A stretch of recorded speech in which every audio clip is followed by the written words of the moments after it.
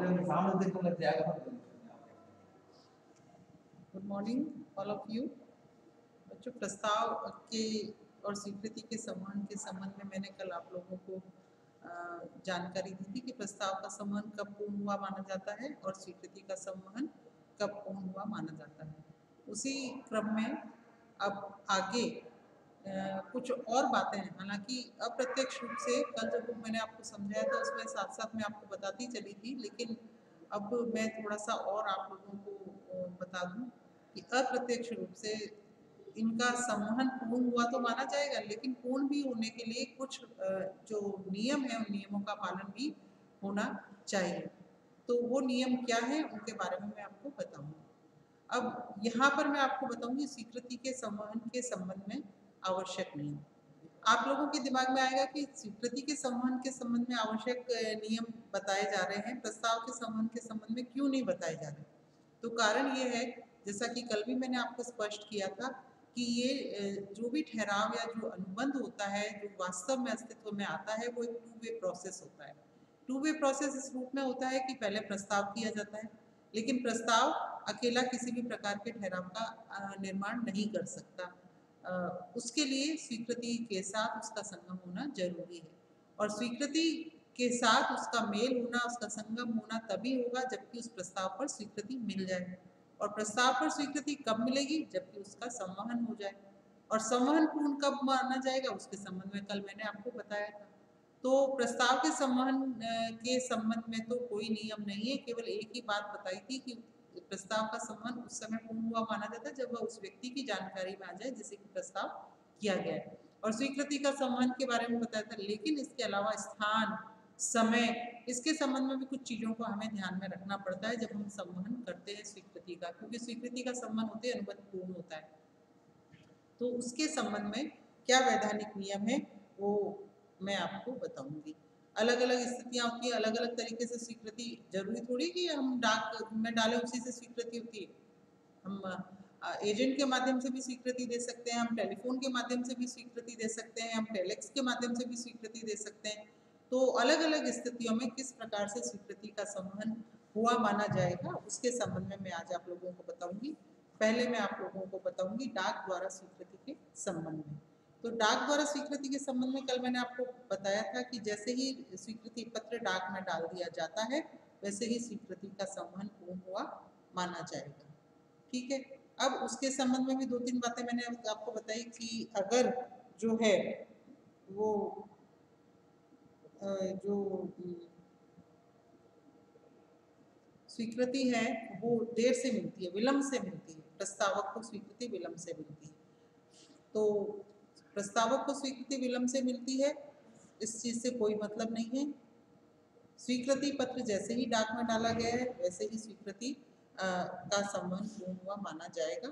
और स्वीकृति डाक में डाल दी गई है, इसके लिए स्वीकर्ता को साक्ष्य प्रस्तुत करने होंगे कि मैंने स्वीकृति पत्र डाक में डाल दिया था, मेरे द्वारा ये साक्ष्य है। तो उसको साक्ष्य जरूर उपलब्ध कराने होंगे।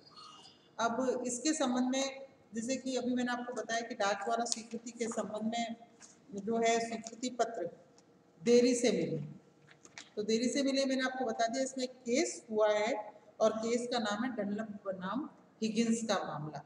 तो डनलप बनाम हिगिंस के मामले के संबंध में क्या हुआ कि एक जो कंपनी थी उसने दूसरी कंपनी को एक निश्चित दर पर माल बेचने का प्रस्ताव किया, जिसे दूसरी कंपनी द्वारा स्वीकार कर लिया गया और उसने स्वीकृति पत्र डाक में डाल दिया। लेकिन वो स्वीकृति पत्र जो है विलंब से प्रस्तावक को मिला। इस दौरान जिस माल के संबंध में दोनों के बीच में अनुबंध हुआ था उसकी कीमतों में वृद्धि हो गई। जब उसे स्वीकृति पत्र विलंब से मिला तो प्रस्तावक का मानस बदल गया और उसने सोचा कि अब कीमतें बढ़ गई हैं तो मैं इसे क्यों माल बेचूं। तो उसने इस चीज का सहारा लेते हुए कि मुझे स्वीकृति पत्र विलंब से मिला, वो उस माल को बेचने से इनकार कर देता है।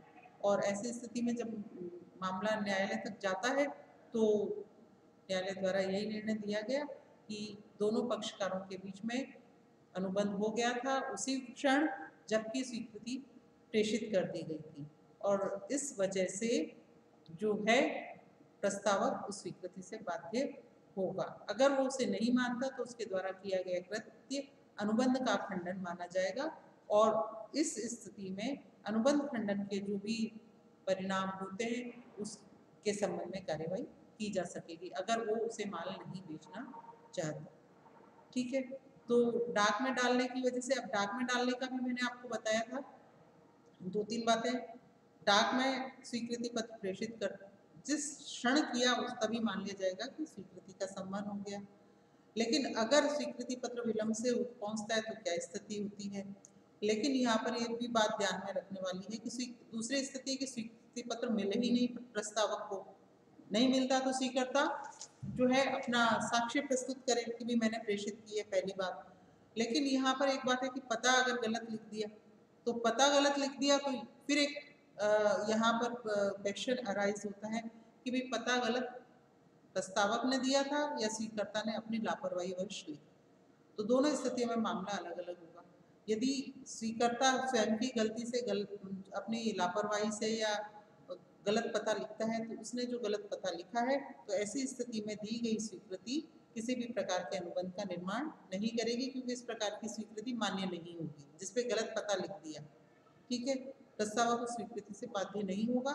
लेकिन यदि वो पता गलत बताया गया है, उसने अपनी गलती से नहीं लिखा वरन वो गलत पता प्रस्तावक द्वारा ही स्वीकर्ता को सूचित किया गया था, तो यहाँ पर फिर इसके लिए जिम्मेदार प्रस्तावक ही होगा और उस स्वीकृति से प्रस्तावक को बाध्य होना होगा। ठीक है, तो ये स्थितियां हैं डाक द्वारा स्वीकृति की दशा में। ठीक है, अब नेक्स्ट लिखिए, जो पॉइंट है वो टेलीफोन पर स्वीकृति का संवहन।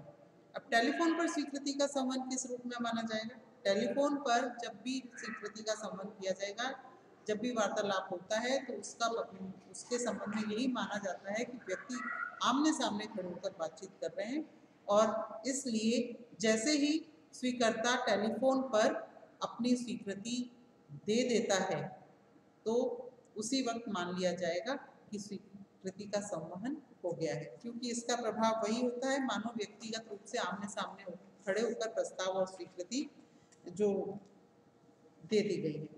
लेकिन इस संबंध में एक बात ध्यान में रखने वाली है कि स्वीकृति का जब एक बार टेलीफोन पर संवहन हो जाता है तो उसका खंडन नहीं किया जा सकता। क्यों? इसलिए नहीं किया जा सकता कि तुरंत ही जो है वो स्वीकृति दे दी और तुरंत ही संवहित हो गई तो अनुबंध का निर्माण हो गया। तो जब एक बार अनुबंध का निर्माण हो गया तो स्वीकृति का खंडन अनुबंध का खंडन माना जाएगा, वो स्वीकृति का खंडन नहीं होगा, वो अनुबंध का खंडन माना जाएगा यहाँ पर भी। और उस स्थिति में उस खंडन के जो भी परिणाम होते हैं उन परिणामों के लिए पक्षकार जिम्मेदार होंगे। ठीक है, तो ये तो था। और व्यक्तिगत रूप से तो आप लोगों को पता ही है कि स्वीकृति का संबंध किस रूप में होता है। अगर एजेंट के माध्यम से स्वीकृति दी जाती है, ठीक है, एजेंट के थ्रू प्रस्ताव किया गया है और स्वीकर्ता एजेंट को अपनी स्वीकृति दे रहा है, तो उस स्थिति में भी जैसे ही स्वीकृति एजेंट को दे दी गई है उसी समय स्वीकृति का संबंध पूर्ण हुआ मान लिया जाएगा, भले ही वो एजेंट प्रस्तावक तक उस सूचना को, उस जानकारी को देर तक पहुंचाए। वो भले ही देर तक पहुंचाता है, उससे कोई मतलब नहीं है। एक बार एजेंट को स्वीकृति का सम्मान होते ही स्वीकृति दोनों पक्षकारों के बीच में अनुबंध का निर्माण मान लिया जाएगा। अब नेक्स्ट जो इसके अंतर्गत पॉइंट है वो पॉइंट ये है कि अनुबंध का स्थान क्या माना जाए। अनुबंध का स्थान कौन से, क्योंकि अनुबंध का स्थान बहुत महत्वपूर्ण होता है कि दोनों पक्षकारों के बीच में अनुबंध कहाँ हुआ। क्यों महत्वपूर्ण होता है? इसलिए होता है कि जब भी दोनों के बीच में अनुबंध को लेकर किसी भी प्रकार का विवाद उत्पन्न होता है तो उस विवाद की स्थिति में न्यायपालिका का क्षेत्र कहाँ निर्धारण होगा, जहाँ अनुबंध का स्थान होता है वहीं पर न्यायपालिका का जो क्षेत्र है वो निर्धारित करते हैं। तो उस स्थिति में इस स्थान का निर्धारण करने के लिए अनुबंध का स्थान भी जानना बहुत आवश्यक होता है और इसलिए अब इसमें भी अलग अलग स्थितियों में अलग अलग रूप से अनुबंध का स्थान माना जाता है। अगर प्रस्तावक और स्वीकर्ता एक दूसरे के आमने सामने हैं तो उस स्थिति में अनुबंध का स्थान वही माना जाएगा जहाँ पर कि दोनों मौजूद हैं। इसमें कोई डाउट ही नहीं है, दोनों एक ही स्थान पर मौजूद रहेंगे व्यक्तिगत प्रस्ताव और स्वीकृति की दशा में, तो वही अनुबंध का स्थान माना जाएगा।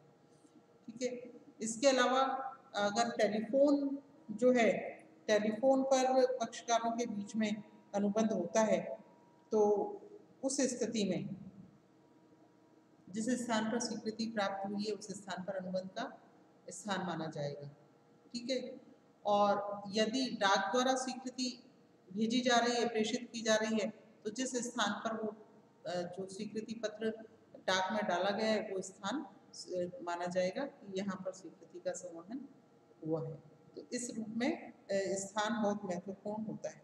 अब ये तीसरी बात आती है कि अनुबंध का समय क्या माना जाएगा। तो वही इसमें भी वही मुद्दे सामने आते हैं। अनुबंध का समय में हम एक एक करके इनको लेते हैं।